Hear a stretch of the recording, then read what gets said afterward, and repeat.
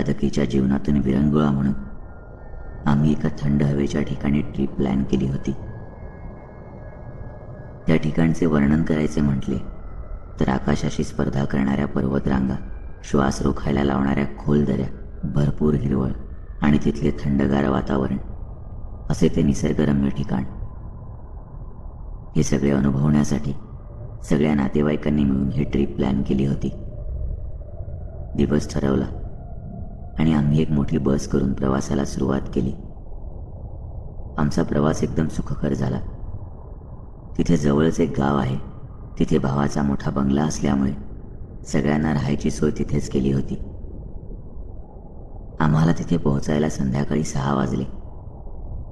तिथला निसर्गरम्य परिसर पाहून मन अगदी तृप्त झाले. वातावरणही अगदी शांत, कोणालाही हवेहवेसे वाटेल असेच. आम्ही 8 भावंड होतो.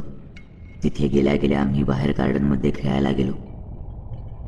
बॅट आणि बॉल वगैरे घेऊनच आलो होतो, त्यामुळे लगेच टीम वगैरे पाडून आम्ही क्रिकेट खेळायला सुरुवात केली. खेळता खेळता बॉल बंगल्याच्या कंपाऊंड बाहेर गेला. तसे मी तो आणायला म्हणून भिंतीवर चढलो आणि तितक्यात बाहेरच्या बाजूला लक्ष गेले. तिथे काळी बाहुली, लिंबू, कुंकू, जसे कोणी उतारा काढून ठेवला असेल असे दिसले. ते पाहताच मी एका क्षणासाठी दचकलोच.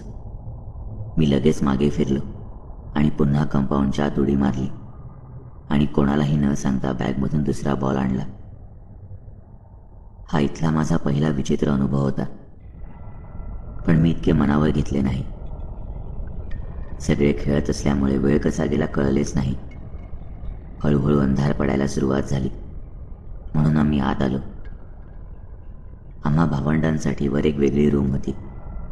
आम्ही विचार केला की आधी जाऊन फ्रेश होऊ आणि मग पुन्हा खाली जेवायला येऊ.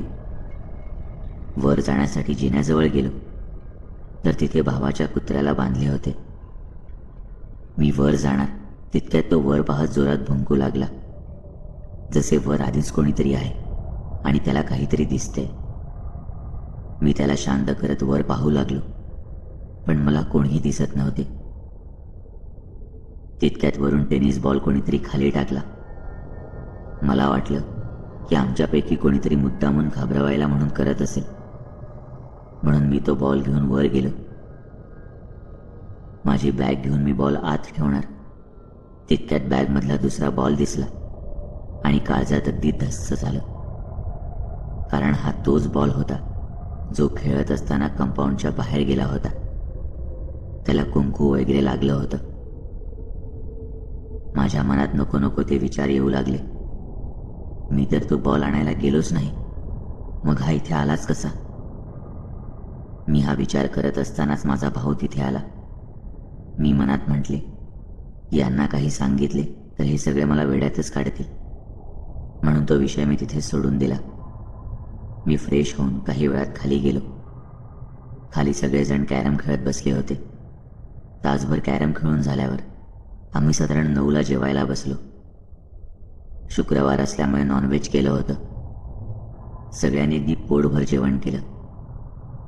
बऱ्याच दिवसांनी सगळे एकत्र जमले होते, त्यामुळे जेवण आटोपल्यावर गप्पा गोष्टी सुरू झाल्या. बोलता बोलता कधी 12:30 होऊन गेले कळलेच नाही.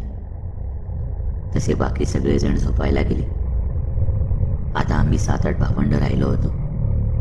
आम्ही वर रूममध्ये झोपायला गेलो, पण आम्हाला कोणालाही अजिबात झोप लागत नव्हती.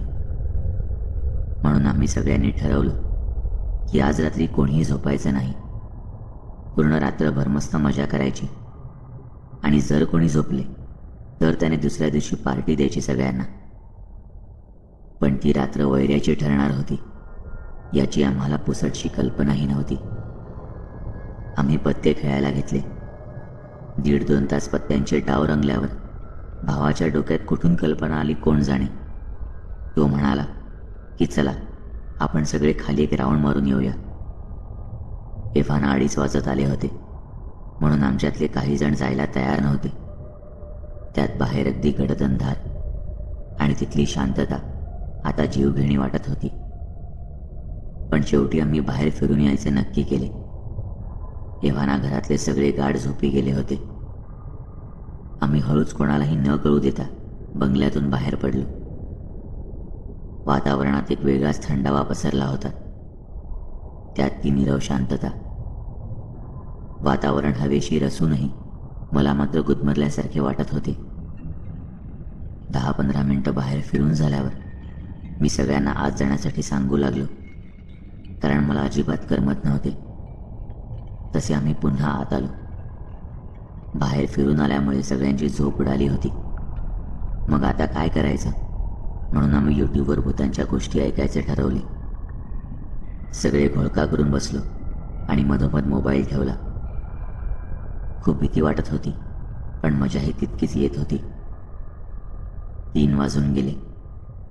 तितक्यात आमच्यातला एक भाऊ म्हणाला, आपण इथे रूममध्ये बसून गोष्टी ऐकण्यापेक्षा टेरेसवर जाऊन ऐकू, अजून मजा येईल. मी आधी नको म्हणालो, पण नंतर सगळे तयार झाले म्हणून माझाही नाईलाज झाला. आम्ही टेरेसवर जाताना मला सतत असे वाटत होते की आल्या पावली पुन्हा मागे जावं. एक अनामिक भीती जाणवत होती. वर आल्यावर चंद्रप्रकाशही नव्हता. चंद्रही कुठे लपून बसला होता काय माहीत. होता तो फक्त गडद अंधार. मला तिथे क्षणभरही थांबण्याची इच्छा नव्हती. आम्ही तिथेही घोळका करून बसलो आणि गोष्ट ऐकायला सुरुवात केली. साधारण 15 मिनिटं झाली असतील. अचानक गारवा वाढायला सुरुवात झाली. तो गार वारा अगदी असह्य होत होता. हळूहळू असे जाणवू लागले की आमच्या भोवती कोणीतरी फेऱ्या मारते, पण अंधार असल्यामुळे नक्की काय आहे तेच दिसत नव्हते. या अशा अनोळखी ठिकाणी आणि भयानक वातावरणात भूताच्या गोष्टी ऐकून आमच्या बहिणी तर पार घाबरून गेल्या आणि पुन्हा रूममध्ये जायचा हट्ट करू लागल्या. आम्हीही त्यांचे ऐकून पुन्हा खाली जायला निघालो. माझा भाऊ पुढे जाऊन टेरेसचा दरवाजा उघडू लागला, पण तो काही केल्या उघडतच नव्हता. मला वाटलं की हा मस्करी करतोय, सगळ्यांना घाबरवायला मुद्दामून करतोय, म्हणून मी दरवाजा उघडायला गेलो. पण असे वाटले की आतून दरवाजा कोणीतरी घट्ट पकडून ठेवलाय. पण घरात तर सगळे झोपले होते आणि जरी कोणाला कळले असते की इतक्या रात्री आम्ही टेरेसवर आलो आहोत तर आम्हाला चांगला चोरडा बसला असता.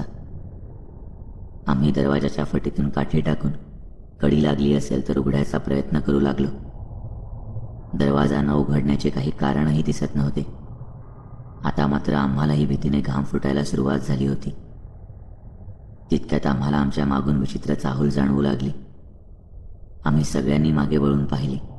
कठड्यावर एक काळी कुट्ट मांजर बसली होती आणि आमच्याकडे पाहून अतिशय विचित्र आवाजात ओरडत होती.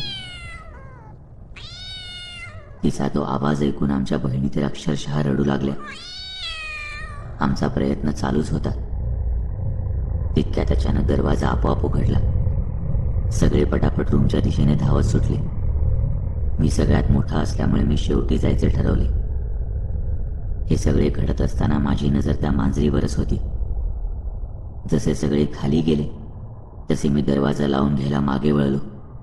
तितक्यात तो दरवाजा बाहेरच्या बाजूने जोरात ओढला गेला आणि बंद झाला. माझ्या अंगावर सारखा काटा येऊन गेला. बाहेर नक्की कोणीतरी होतं, फक्त ते आम्हाला कोणाला दिसत नव्हतं. जड पावलाने मी रूमच्या दिशेने जायला निघालो आणि तितक्यात कोणीतरी कानात पुटपुटलं, मी पण येऊ का तुमच्यासोबत? आता मात्र माझ्या हातापायाला कंप सुटू लागला. तो आवाज एका लहान मुलीचा होता. मी सरळ धावत रूममध्ये आलो आणि रूमचा दरवाजा लावून घेतला.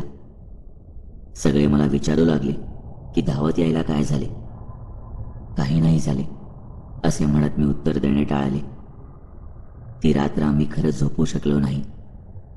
खरं सांगायचं तर हे सगळे विचित्र अनुभव मला आयुष्यात पहिल्यांदाच आले आणि यामुळे भीती नक्की काय असते हे मी अनुभवू शकलो.